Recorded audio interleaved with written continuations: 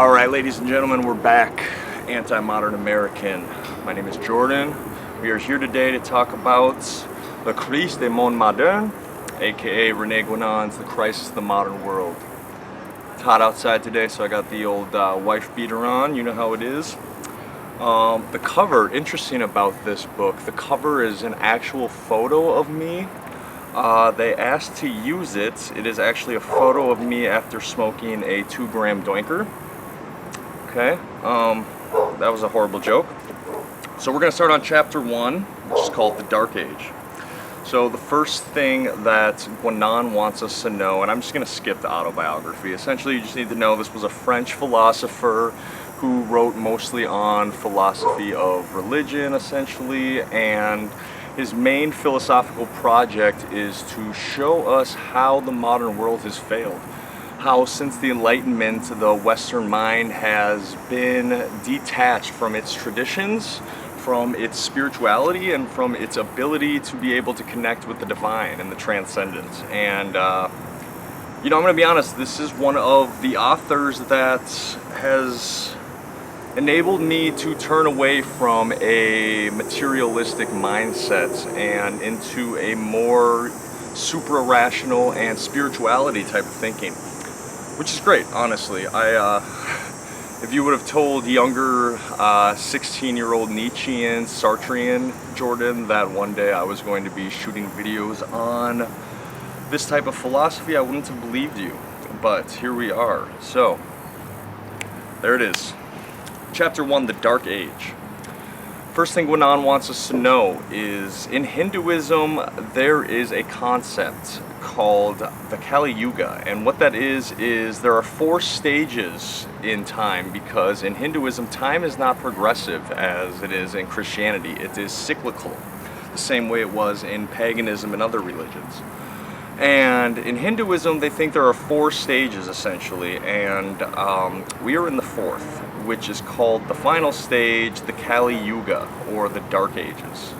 And he says this because while you look around the world, morality is slowly dissipating, honor is slowly dissipating from the world, and thinking that there is any kind of objectivity in the world is just leaving us. We are, as you look around, you can see we are in a stage where people think everything is subjective, everything is within the eyes of the beholder, there is no morality, but somehow they'll tell us things that they don't want to see in the world is objective, right? You know, being homophobic, being misogynist, these are all objectively wrong things in their mind, but you know, everything else is subjective other than these isms, of course. Yeah, you know how it works. I shouldn't have to explain it to anyone if you're already on this channel.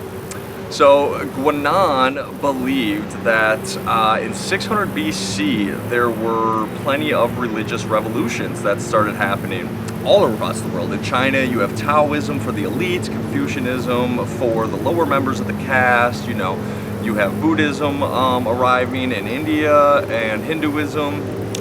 You have Roman historical periods, which is Jewish Babylonians, and you have Christianity coming a few years later. And also the Greek classical period was starting around, you know, the 600, 700 BC, but unfortunately that left what he called an injurious effect on the Western world.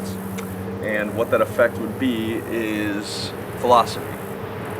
He thinks that Western philosophy is actually the start of something that is going to take us away from our traditions. It's going to start us on this path of rationality that is going to essentially start to make us question everything about our culture, ourselves, our existence.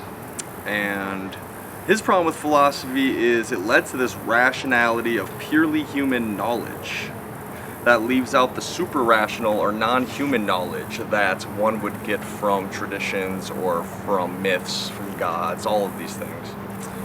And the other critical period in the West is the rise of Christianity, obviously, which established the Middle Ages, which moderns have a false idea of or relate it even to antiquity. This false idea comes from, you know, Liberals want to fuck horses and, you know, whatever the fuck they want to do, dude. They want to abort a bunch of children. So in their head, it's the dark ages. You couldn't go to the bar and fuck 8 dudes and then abort your child, you know. You couldn't, you know, be the type of degenerate who is a fentanyl addict dying on the street. You couldn't try to chop 4-year-olds' genitals off. And for them, if you're not able to molest and chop the genitals off 4-year-olds, this is oppression to them. You need to understand that's where we are at in 2025. It's unfortunate. So, in the 1300s, Christianity started to be disrupted and we arrived here. So, the classical Renaissance wasn't a rebirth, in his opinion, but a death. You need to see, in his opinion, we are slowly going backwards.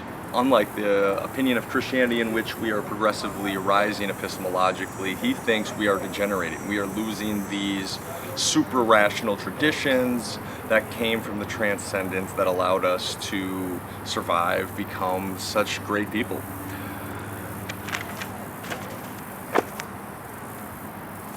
A word arose that summarized modernity, and he would call it humanism. Which brings us to the main problem of modernity in his mind, and that is it has sunk us to where it's only concerned with the lowest levels of man and satisfying material needs. You know, as you look through the history of religions, every religion has some sort of denial of the flesh, some sort of denial of the intimate, or I'm sorry, some kind of denial of the immediate for more spiritual, transcendent actions through the world, thoughts, all of this good stuff. And you see that, right? I don't think I need to show you how America in particular has become a consumeristic, drug-addicted, degenerate place. And it's not everywhere, obviously. There are beautiful places in this country, but I'm from Minneapolis, and you know, what more do I need to say? I'm from a place where they burnt down the city because a pregnant woman robbing fentanyl dealer died. People wanted their fentanyl, okay? They took out Floyd, the fentanyl dealer. Where were they going to get the fentanyl? They had to burn down the city. Okay. A world this materialistic, where men are focused on nothing but the most trivial of research into matter, could only be possible in a world where spirituality is so dead. We live in a world where our greatest minds are more concerned about how to control matter so we can build more means of control, essentially, right? We need to know how we can convert matter into social credit score systems that keep people under constant observation instead of worrying about the best ways to conduct ourselves in this world, the best traditions to pass on to our children in order to keep the world in equilibrium morally. We are more concerned with research into mind and psychology so we can do marketing research on how to sell people more bullshit they don't need. That seems to be a problem. Yeah, we're more concerned with how to poison people with horribly cheap food so we can make more money. How can we manipulate matter so that Pop-Tart at the store only costs 5 cents to make, that poison that we feed our children before going to school? All right, chapter 2. East and West. In the past, there was a distinction between traditional societies, but they were equal, with no opposition because differences were only artificial. Okay? In his mind, what he is saying is traditional societies all came to these same conclusions about life, reality. He thinks he is a traditionalist, you need to understand. So his main thesis is every religion from Hinduism to Buddhism, Taoism, Christianity, originally they were all coming from this main tradition, as he would call it, the original divine tradition that was passed down to us that eventually splintered off into these different cultures. But the truths, if you dig hard enough, are still there. So the differences were only artificial, right? The languages, the music, the this, the that. But morally, he thinks we were all hitting on this same primordial tradition, as they will call it. Now remember, that primordial tradition is going to be something that we talk about in everyone. Eliade, Evola, all of these people will build off of Guénon and what he is saying about this primordial tradition. You know, you have Schuon, we have Dugan, people like that we'll talk about less, but definitely for Eliade, Guénon, and Evola, this is important. Okay?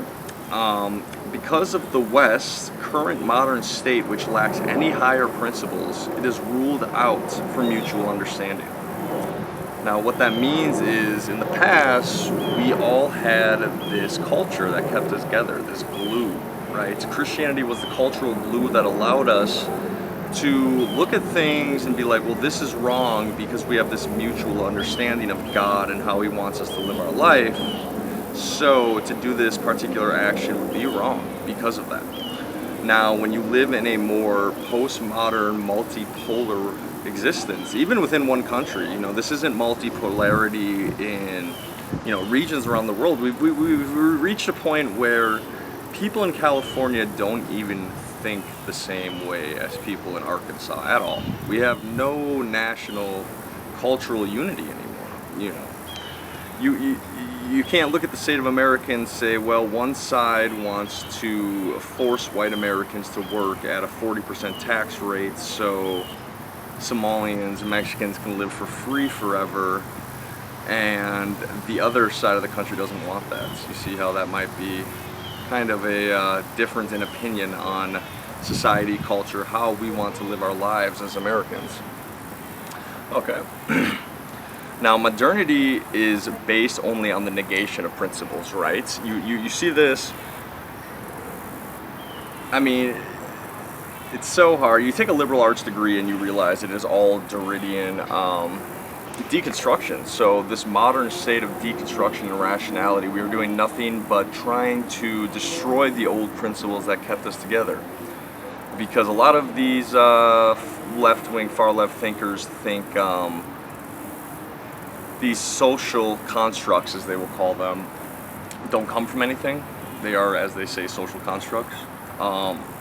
They don't think there is a metaphysical morality in which one needs to live their life and be in tune with. They don't think that. They think everything's a social construction. So their project is to negate these principles that we have from our Christian culture. They think it needs to be nothing but negated. And a lot of people, like the critical theorists, think not only does it need to be negated, but it needs to be inverted. Some would call that subversive, but you know, I'll leave that to you. Now, there are some who try to return to traditional things through means not based in actual traditional knowledge. So this means, you know, you see this a lot in America, the neo-spiritual movements, the hippie movements. I mean, the hippie movement was literally created by the CIA, you know, ask Timothy Leary, and these people who are trying to find the transcendent and find spirituality through a CIA psyop that was, you know, thrown into culture to make white people absolute retards who do nothing but take LSD and destroy their brain. That is not a tradition or a transcendent movement, believe it or not. The CIA destroy white people's brain movement was not an actual spiritual movement. I'm sorry for all the fucking mongoloid morons out there. We'll get into this later. Evola will talk about why he thinks neo-paganism is something that can no longer be resurrected, because the tradition cannot be passed down person to person. It's like you can read these rituals, these things, these books, but in Guénon, Evola's mind, tradition is something that needs to be passed down. The way a Buddhist master passes down these lessons to a layman, or the way a monk in Catholicism would pass down their thinking to a layman, that can't happen in paganism because the tradition's long been dead. Okay? Now, René Guénon thinks if the West was to return to a tradition, it would have to be Catholicism, which is the religion I have recently joined.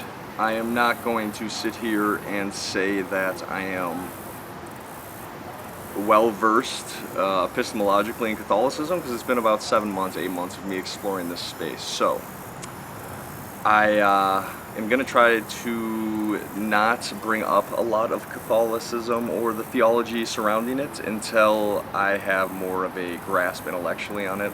It's easy for me to speak about continental philosophy, existentialism, phenomenology, because this is where I have spent my last 10 years intellectually. So I'm going to leave the Catholic videos for a little later, but I actually agree with him on this. I don't think Protestantism is going to be able to cut it.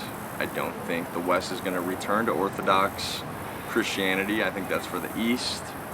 And I think people who are in America trying to join Orthodox Christianity, it's something I think is beautiful on a spiritual level, but if we're talking about politically and what we want to do as a culture moving forward, I don't think Orthodoxy is going to cut it.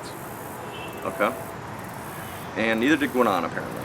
So, a true understanding, according to Guénon,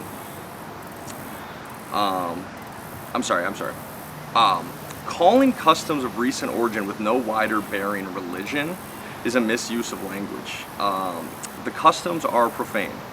So he's talking about neo-spiritualism in America, or theosophy. Scientology would be another example of this.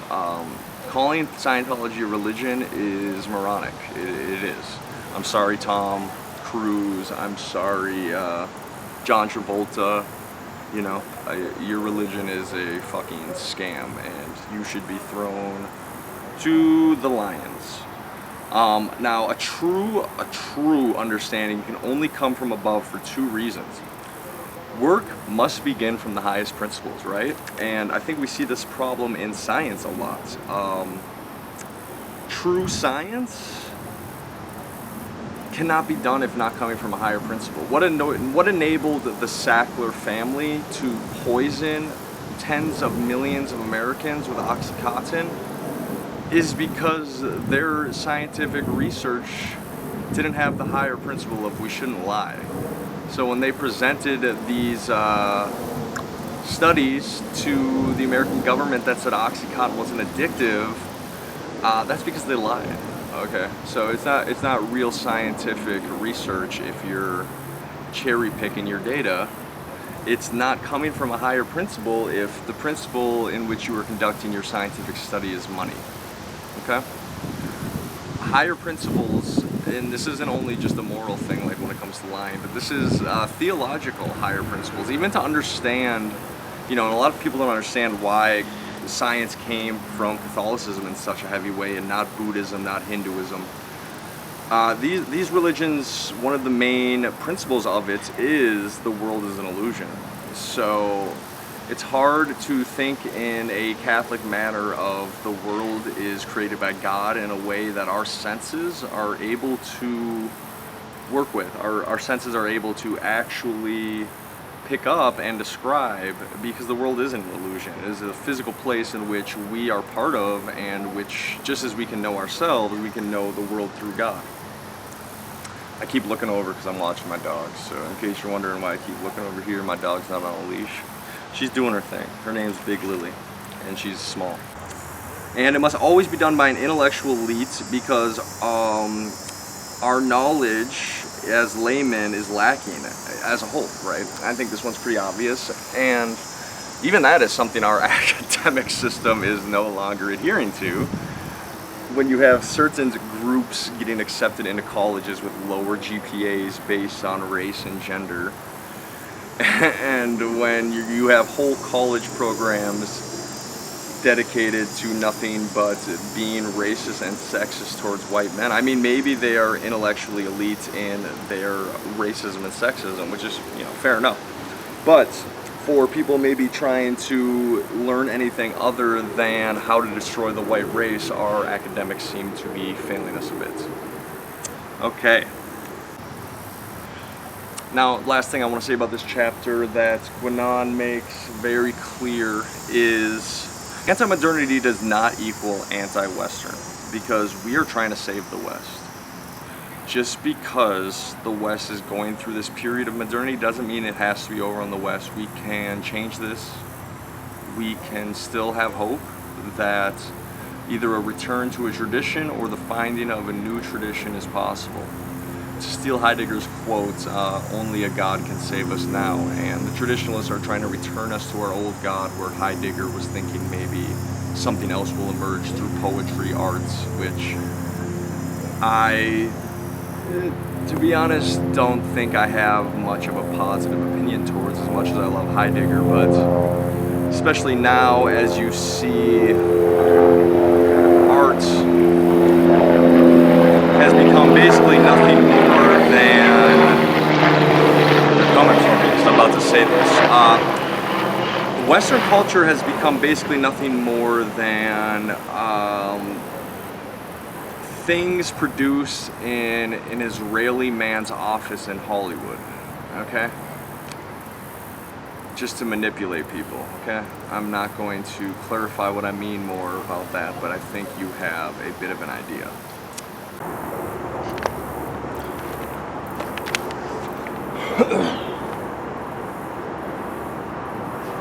All right, we are back. 2 days later, we're gonna do chapter 3, 4, probably 5. Then I'm gonna upload this video. It'll be the first part, okay? So, chapter 3 is entitled Knowledge and Action. Now, Guénon thinks there's 3 ways to look at Western action versus Eastern contemplation. The first is in a contrary sense, second complementary, or third hierarchical. Now, he thinks the first one, contrary, can't work because we do see individuals with both in the East and the West. You know, maybe they're somewhere on the spectrum with each value, or, you know, but we find individuals who show both. We all know this intuitively. Second, complementary, it's better, but if looked at this way, one could be tempted to hold them both equally, as if action and contemplation is the same value-wise. So it must be 3, hierarchical, which explains the different aspects of Western and Eastern life. And he thinks if the intellectual elite of the West would be recognized for its supremacy and not those who take action, order would be returned. And we know that in America, action isn't the warrior archetype, right? We know from Evola that the merchant class has overtaken the warrior class in Western life for sure. And it's definitely taken over the spiritual life too. So if the intellectual elite would stop being concerned with merchant type action and more concerned with contemplation, we'd be in a lot better place and order would be returned, as he said. And here in America, pragmatism goes so far as to say there is no truth, only action, right? What came first, the ideology or the intellectual atrophy, right? He thinks the reason America, our main philosophical contribution to Western philosophy is pragmatism. We know this. And pragmatism itself just, especially if you read Rorty, just shows that there is no truth. We can never know the truth. Maybe we can get closer to it, but we'll never really know objectively how close we are to it, right? And actions that we should take should just be discussed and thought about and partook in a political sense, but we'll never really know if it's true or not. And Guénon's not buying it. I'm not buying it. Okay, and I studied Rorty a lot in my bachelor's program, so I know a lot about this actually. And Guénon points out action being superior is a recent development in the West. In ancient Western texts, Guénon says the West knew the superiority of contemplation over action and the unchanging to the changing in regards to epistemology and knowledge, right? Aristotle asserted that there must be an unmoved mover of all things, and Guénon asserts that the unmoved mover of action is knowledge, right? Action will always belong to the world of the changing, and the problem of the West is we only value rational, discursive, and scientific knowledge. You know, this is obvious, and it's not everyone, obviously, but we all know that there is a large percentage of Westerners who believe that science is now essentially God. It is what is going to give us all the answers. It's what's going to show us how to live our life, tell us what to do. I mean, look at Sam Harris. He thought that science was going to give us a moral code to live by. I mean, how ridiculous, right? It sounds cool when you're like 12 years old, but once you hit 13 into your teenage years, you understand how ridiculous it is, how ludicrous that is. Science is never going to tell human beings the best way to live their lives. At best, it may show you the best economic system, at best, and I don't even know if I'd buy that, but morals, ethics, community, civilization, to base that upon science is ridiculous. Because just like science, with objects, you would have to start looking at human beings as nothing but numerical values and where they sit in with society. It's disgusting. It's a disgusting way to look at humanity, and I think communism came out of this modern mindset because it looks at human beings as nothing but these economic units, these material economic units. And which brings us to the worst part of modernity: need for ceaseless agitation, unending change, ever-increasing speed, matching the speed to which events succeed each other. This is obvious in America. Everything needs to be faster, faster, consumerism, faster, faster, here we go, here we go. There leaves no room in America for contemplation. You know, most Americans cannot sit in a room by themselves and think. They always need to be doing something, always need to have something shoved in their face, some TikTok, some fucking something in their hand, a joint, beer, cigarettes, whatever. Daily life has become the same as science, analysis driven to extreme, endless subdivision, and a disintegration of all human activities driven by no higher principles or values. We're constantly moving, constantly going, and these actions aren't even driven by high qualities that we got from religion, tradition, whatever. It's just driven by materialism, consumerism, and it's, you know, it's actually one of the saddest things in mankind, and America suffers from it from the worst. Watching our people become essentially capitalist puppets who do nothing but need to consume to feel any sort of joy or happiness it's heartbreaking, it's shattering, dude, and we're hoping to reverse this type of mindset. Because this leads, he says, to a tendency towards instantaneity, instant gratification, and a state of disequilibrium. The same could be said for science and its rapid succession of unfounded theories or hypotheses. This part, what he's saying is essentially the same thing Thomas Kuhn said about paradigm shifts in knowledge, right? Science keeps changing, our theories keep changing, our mindsets about the world keep changing. There is no staticness, there's no ground with science, okay? If science can one decade tell you that certain races are inferior because of the shape of their skull, and then the next decade tell you that's actually not true, or if science can tell you that lobotomies are a useful psychological tool, and then the next decade it's not true, this is an issue, right? We can't have people basing their lives around things that are so malleable, changeable. It's just, humanity cannot continue this way. We're already seeing the degradation of life itself because of this type of thinking. I mean, it's horrible. 60% of psychology studies are irreproducible. What are we supposed to do? Base our lives and base the psychology that we're helping patients with around a science where 60% of this shit isn't even founded? It's not even true, and the theory changes the next day? I mean, Freud was a fucking pedophile, and it's like, we base like the first 20 years of psychology around some Jewish pedophile and his obsession with childhood sexuality. What was that? What was that? Guénon says relativism is self-contradictory. Now this part's important, and I love this part. For in seeking to reduce everything to change, one logically arrives at a denial of the existence of change. He points out pre-modernists like Heraclitus thought this too, okay? And everyone knows Heraclitus, you can't step into the same river twice. If everything is change, then nothing has changed, because everything is just changing constantly, and that's just the state of the world. So the state of the world is still one thing, which is changing. The difference being, these were the exceptions to the traditional outlooks. Heraclitus was not a traditional thinker at the time, he really wasn't.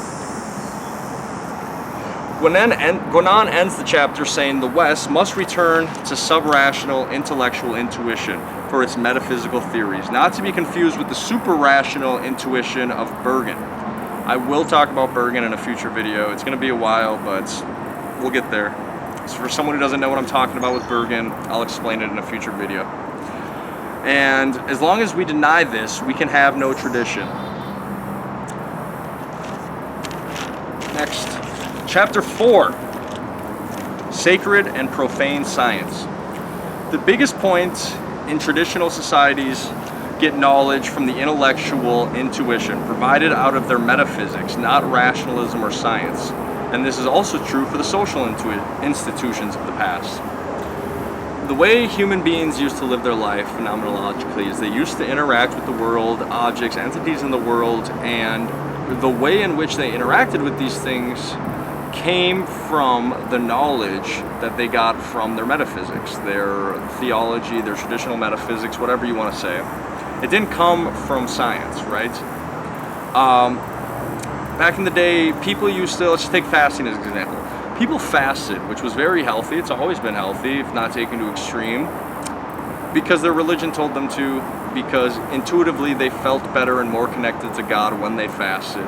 And that was the reason they did it. They didn't need fucking 300 books published by some dweeb out of Stanford telling you the science behind fasting. They just did it because intuitively they felt closer to God doing it. They did it because of God, not because of autophagy, not because I want to look good in my fucking suit while I go bang some whores, okay? These things weren't important to these people. And Guénon says this narrow and... Oh, I'm sorry. Let's go back. René shows the difference between traditional and modern science, as he says, sacred and profane science, by using physics. And we will get into Mircea Eliade's Sacred and the Profane, and we'll expand upon what he meant. Eliade uses this as a jumping point for a lot of his philosophy, and I am a huge fan of Eliade. Physics, as understood by the ancients, meant the science of nature, like how Aristotle recognized it. Where now, physics is just one of the many natural sciences. These subdivisions of infinite multiplicity is the problem of modern science, and you'll for sure get more into this into a future book we're going to do, René Guénon's magnum opus, which is called Sign of the Times. I think it's called, I can't remember. There's more to the title, but Signs of the Times. And Guénon says this narrow and specialized type of knowledge is not worth the sacrifice of synthetic or holistic science, because this is not bounded by a higher principle. Me and my buddy were talking about this. Even if you look at something like time, right? Scientists have proposed, I think it's like 7 or 8 different theories as to what time is. You know what I mean? You have the A theory, the B theory, the C theory, and then there's like 4 or 5 more. I can't remember all the names. That scientists think this is the truth about time. This is the truth about time. This is the truth about time. And this multiplicity, I think, is driving us crazy, to be honest. We don't have this social glue, as we talked about before, keeping us together, keeping us all on the same wavelength of what even time is. There's a lot of bugs out here. It's hot out. The problem, and this becomes a problem, right? If human beings can't even, in a culture, come together on what time is, or come together on what a woman is, then this seems to be a problem, right? This is an issue. Fucking bugs. And this doesn't mean you can just combine all the knowledge of chemistry, biology, modern physics, and mathematical logic and arrive at ancient science, as they're 2 completely different viewpoints. This leads to these sciences being more interested in practical applications than knowledge. Like Heidegger said, modern science cannot think, okay? Modern science cannot show us a way to live our lives, okay? Not at all. What modern science does, basically, is just give us practical applications to make our lives easier. You know what I mean? It's just something to make us comfier, it seems, at this point. And medical science is the one thing where it's hard to argue against life extension, being with your loved ones longer, but as we know, there's also a lot of evil people who do evil things with medical science. Just look at the Oxycontin crisis, look at the vaccine problems we're seeing, look at chemotherapy. It's just a lot of these things. I mean, like I said before, look at lobotomies. What was that? That was medical science, and it was fucking horrible. It was horrid what people used to do in these mental institutions. It doesn't mean I'm against mental institutions, but what used to happen inside of them was fucking horrific. Okay? And this is from someone who's getting into psychology. This is a stain on the reputation of psychology, probably forever, in my opinion. It's horrid.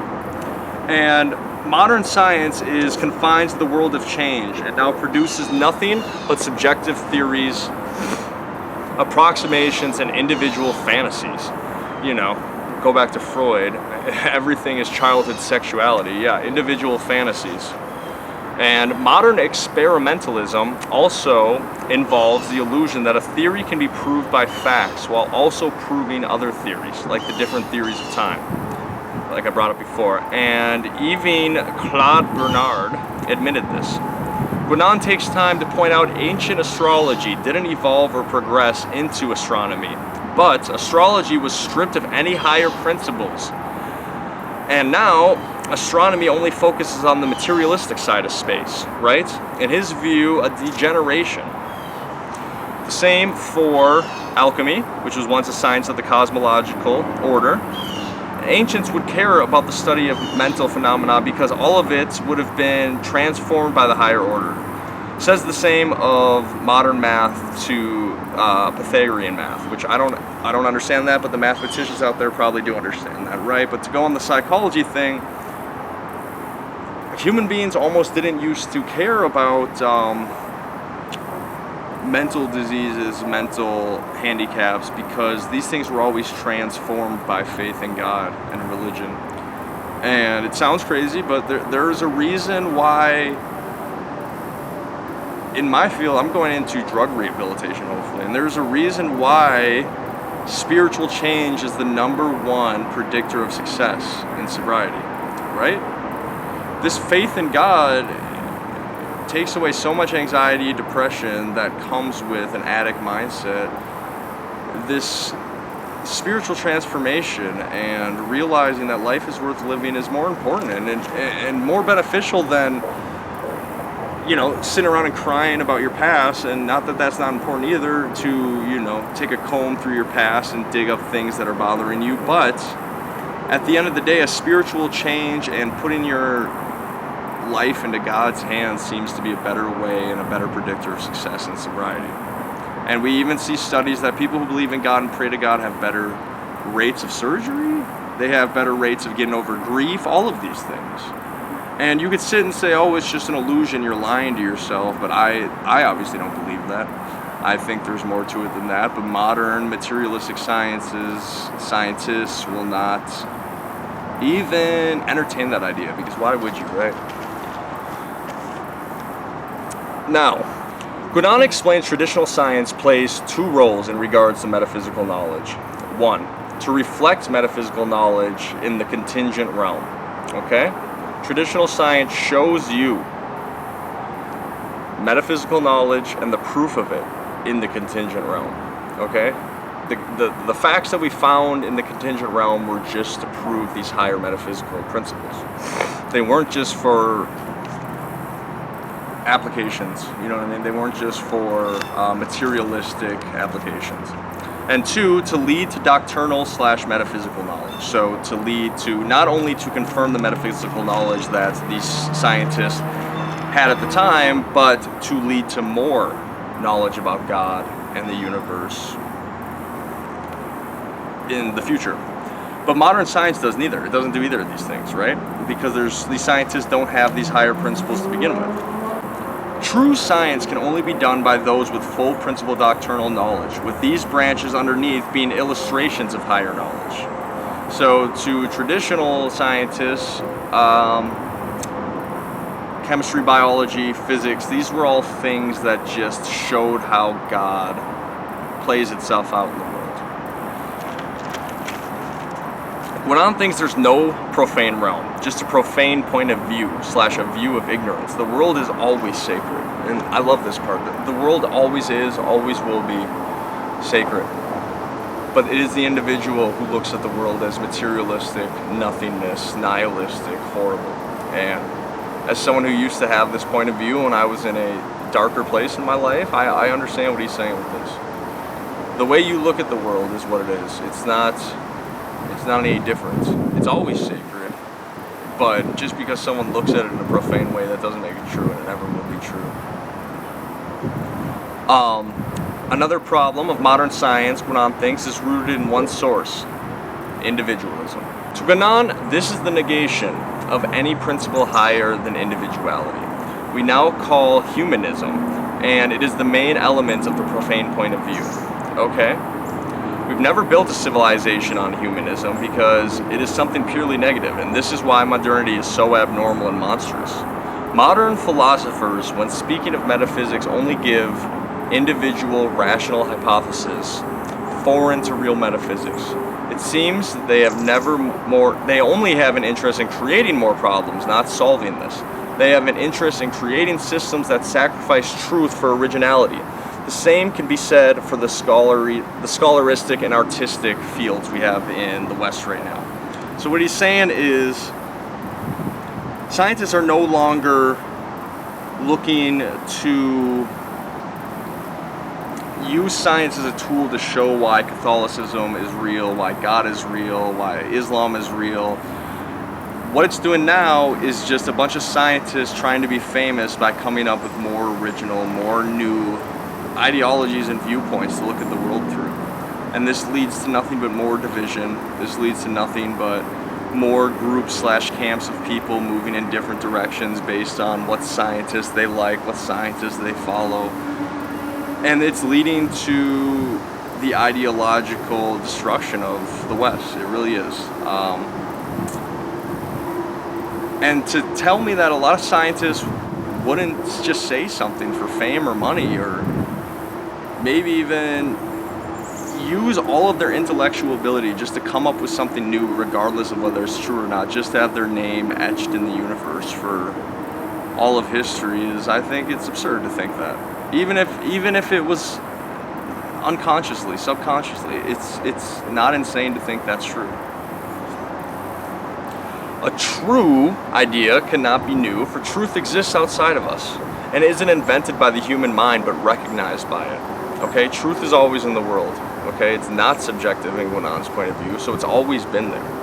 Okay, and when people are just coming up with new ways to look at the world, I mean, even looking at psychology, it's like, look, you know, you have 5 or 6 main branches of psychology, you know, evolutionary psychology, psychoanalytic psychology, you have humanistic psychology, but if you look up comprehensive list of psychology schools, it is massive, hundreds, and I'm not kidding, it's not a joke, it's ridiculous.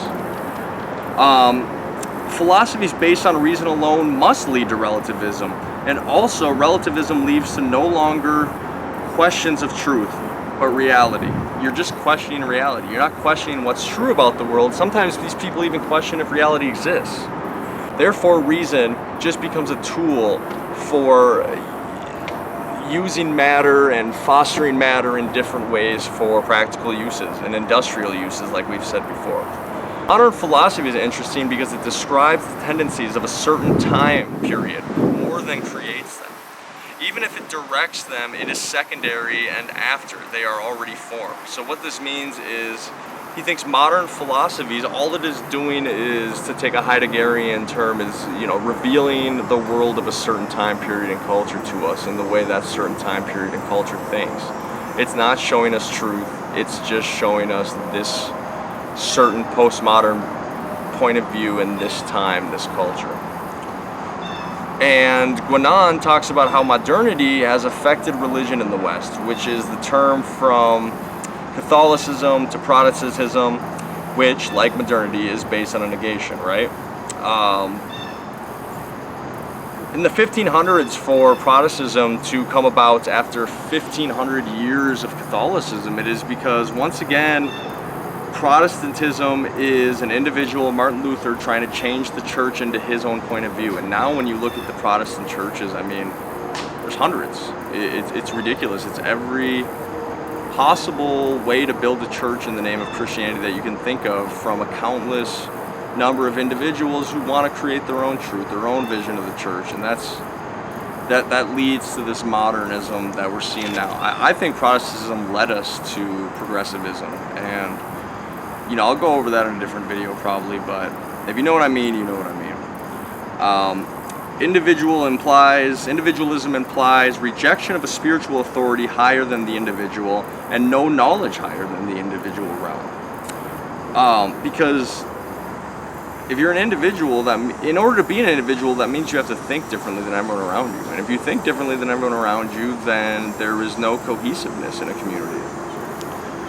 And Protestantism started free criticism. Now, this is a big part. Sorry, Protestants, but this argument is one of the reasons I went to Catholicism, right? Protestantism started free criticism, which is interpretations of the Bible based on human reason. This is why there are so many Protestant sects, right? This made it so agreement on doctrine is secondary and moralism is first. The way to live your life is first, not an agreement on doctrinism and the actual church.